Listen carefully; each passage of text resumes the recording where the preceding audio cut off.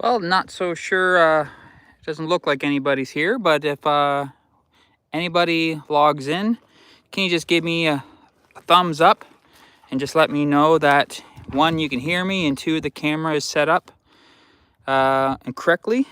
I know sometimes it could be vertical, not horizontal, but we're here at a spot that we've come before.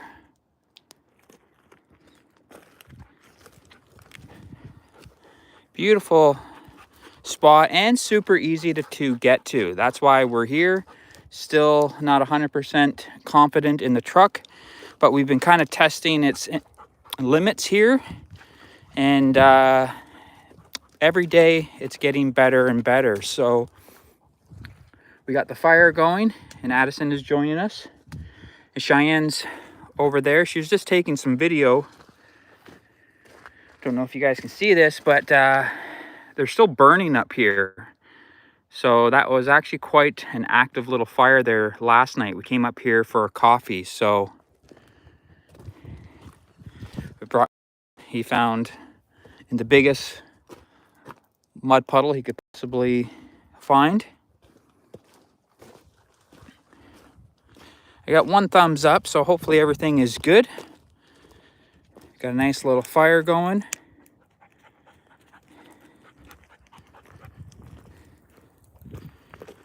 It's kind of fun being in places like this because you could do something like this.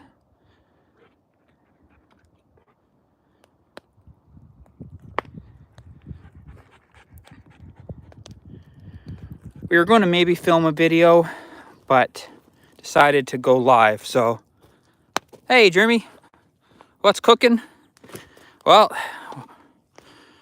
Progies doesn't sound like a bad idea, but we're just doing kind of a whole whack of appetizers.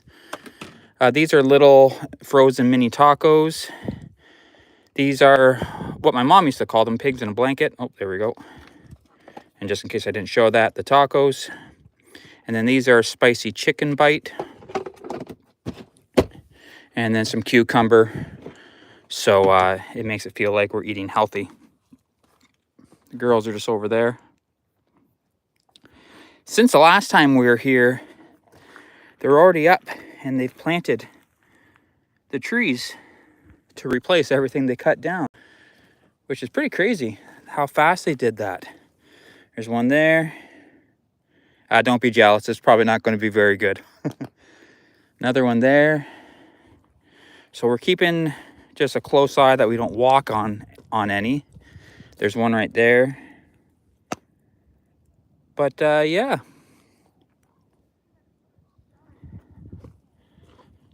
For those of you who maybe didn't see, and I know it only looks like there's one or two people here right now, but in the future here, if you watch this video, that's our town of Hope, BC there. And then the Fraser River is all down here. This goes right to the Pacific Ocean. So mountain ranges, not 100% sure what's what. That, I think, right over there is Silver Tip. There's actually, we tried getting up there the one time when our truck started leaking antifreeze. And then also, there was a big rock slide, so we couldn't get there. But way up top in that snow-covered tip there, there's multiple mines up there. And it's pretty incredible, because that's pretty high up. I think you're about 6,000 feet elevation. So that's really neat. That, I believe, is the Hope Mountain.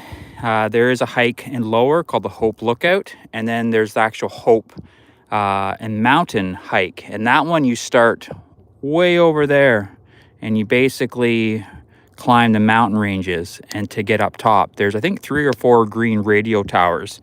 On our Adventures Are Us YouTube channel, we actually made a video, and now this is going back in the early days when our videos were horrible and basically just like a music montage, but we hiked there. And that one was about, I think, 18 plus K. I think that was round trip if I remember correctly, but it was a long hike, but and very rewarding.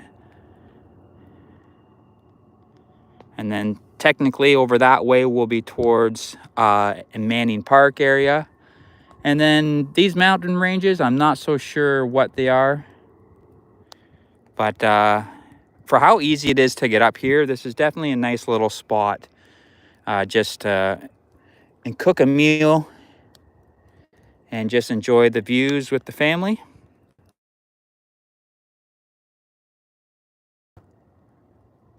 You can hear the train. It's actually kind of running along. It's on this side of the river. That's where it runs into the town of Hope here.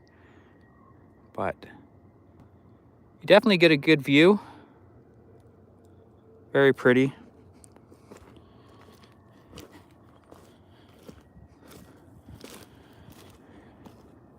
That's the road we came up on there, and just kind of snakes down. The highway's just right down there by that green patch. That's where the dump is, or transfer station, I believe they call it. But yeah, beautiful day, beautiful evening. It was raining all day today. We went for a little hike, just Cheyenne and I and Maverick, to a beautiful waterfall. So we might make a video hiking there. But we got 2 people here. So welcome to the second live of the adventure in Overland. Got girls with me.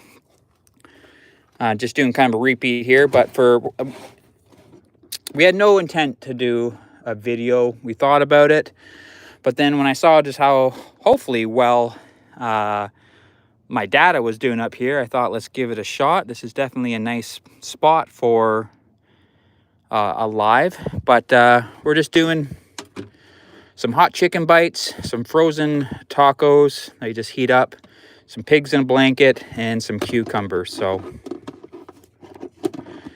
super easy.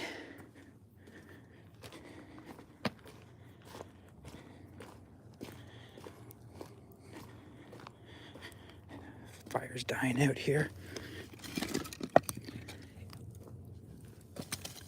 And you always, it looked like we had enough wood, but then it never is. Just gotta go get, I forgot my axe, but if you got a really sharp knife, that works really, really well too. I'll kind of try to set the camera up here.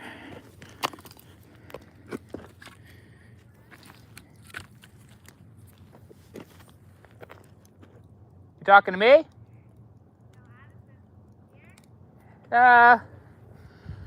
Cheyenne's looking for Addie. She's way down at the bottom. And there's Coda, our wild husky. You get going. He'll attack me here. But he's enjoying it. All right. I set this up so you guys can see here. Again, did not come prepared, so no tripod, nothing. Hopefully you guys can see.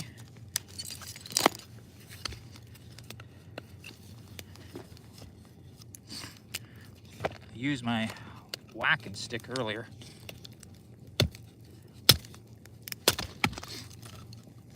Obviously that was pretty small, but it does work. And like I said, with something that you can actually swing.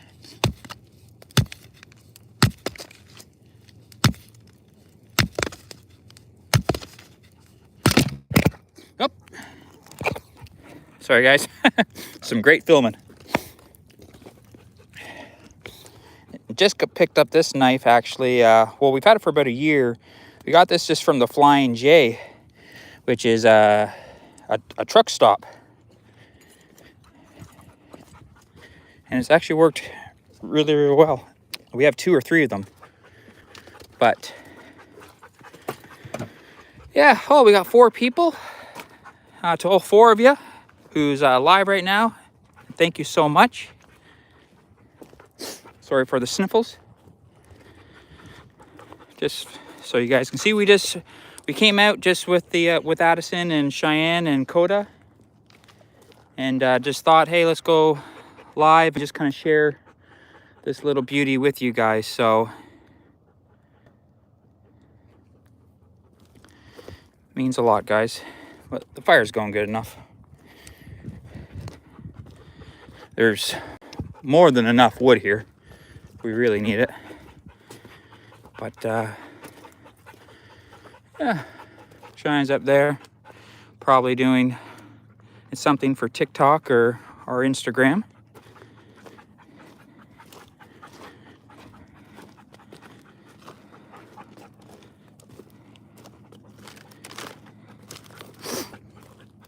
But no, it means a lot to have you guys join us. Again, this was very spare of the moment, so didn't really have anything planned. Didn't come prepared. Like I said, I don't even have a tripod with me. I just wanted to share just one of an outings with the family. And it's such a beautiful night. This is definitely kind of a cool spot to be able to do a live too. So if you like, go back and rewatch the beginning.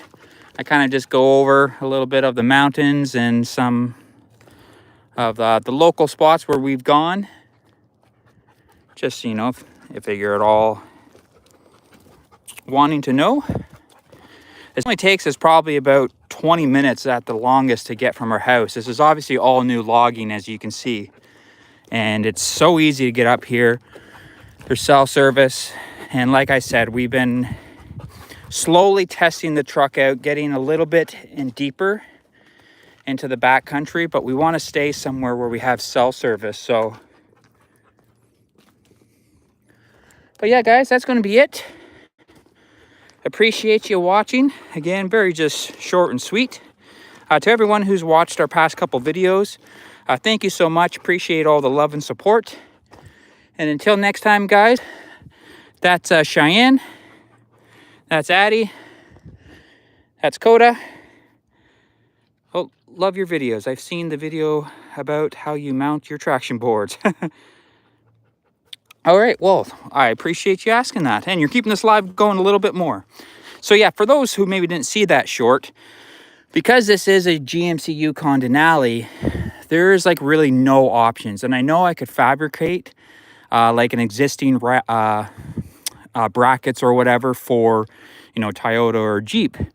But I have the traction boards basically just mounted down here on a GoPro mount. It's one of the suction cups that I used, the two-sided tape, the same tape they would use for trim.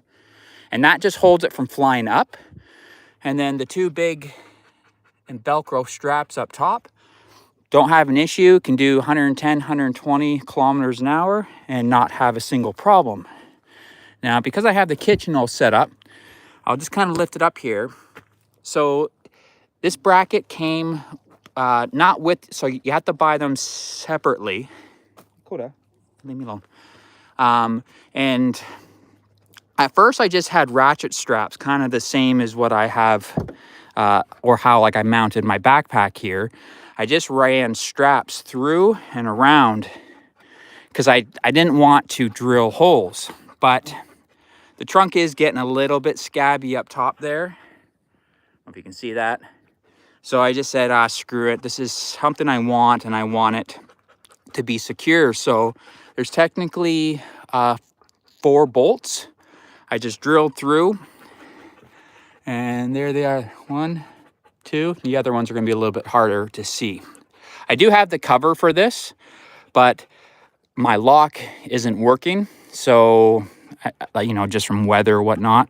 So I took off the cover so I can get in there, and I can actually pop my glass open, which is kind of nice when we've camped in the back, just to be able to pop open the glass here and take a look outside, because you can't open the trunk from the inside.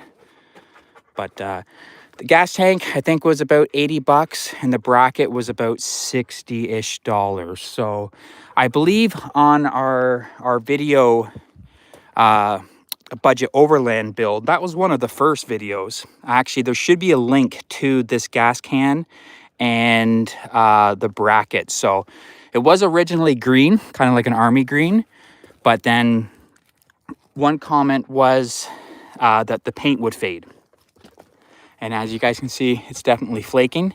So I just painted, obviously not the bottom, but that's just like a rock guard. And I still have to paint the actual bracket itself, but that was just kind of a quick touch up. So yeah.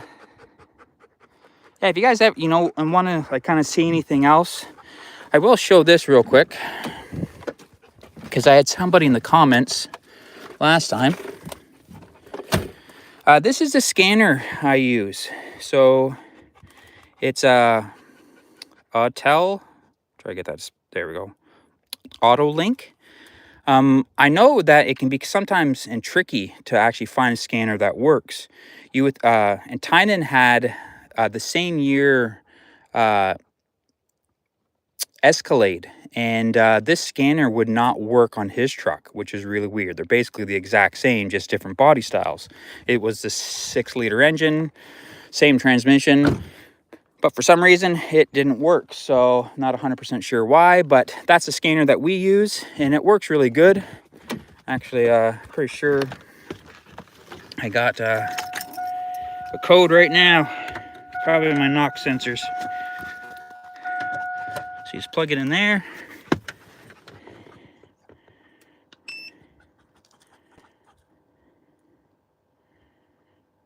I've only had this for probably about a year or more, and it just gives me just that reassurance. So code's found, hit enter.